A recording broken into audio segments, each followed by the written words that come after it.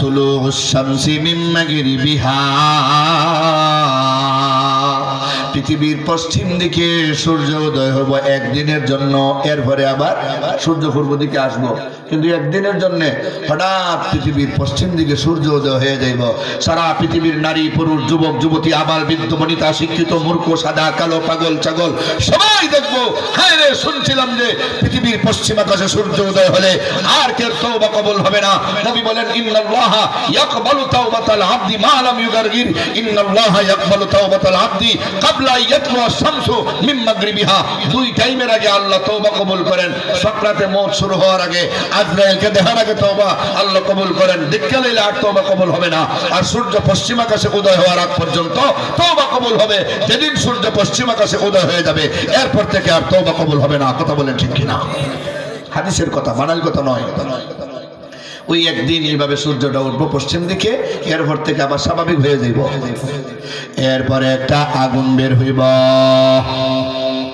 আগুনে মানুষে হাঁকাইয়া হাঁকাইয়া হাসরের মাঠের দিকে নিয়ে যাইব। এরপরে ইসরাফিল সিংহায় ফু দিলে কিয়ামত হয়ে যাইব। ওই যে কিয়ামত হবে, ইসরাফিলে যে সিংহায় ফু দিবে, ওই আমার আয়াতের প্রথম অংশ, ইন্নাল্লাহা ইনদাহু ইলমুস সাআহ। কিয়ামত কোন দিন হবে এটা জানেন একমাত্র কে? আলামত যে আছে এটা নবী জানেন, জিব্রাইল যে জানাইছেন। কিন্তু জিব্রাইল যে প্রশ্ন করছিলেন আখবিরনি আনিস সাআহ, নবী বলছিলেন মাল মাসউলু আনহা বিআলামা মিনাস সাইল। আপনিও জানেন না, আমিও জানি না কিয়ামত কোন দিন হবে। কিন্তু আলামত বলার পরে আশরাতুস সাআতিস সুগরা, আশরাতুস সাআতিল কুবরা সবগুলি আলামত বলে দিলেন।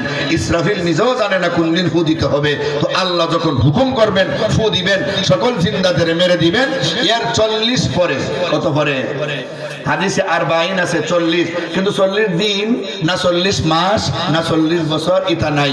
এরকম একটা নির্ধারিত দিন পরে আবার ইসরাফিল সিংহায় ফু দিলে সমস্ত মুর্দাদের উঠাইয়া হাসরের মাঠ কায়েম করবেন। সুবহানাল্লাহ বলেন।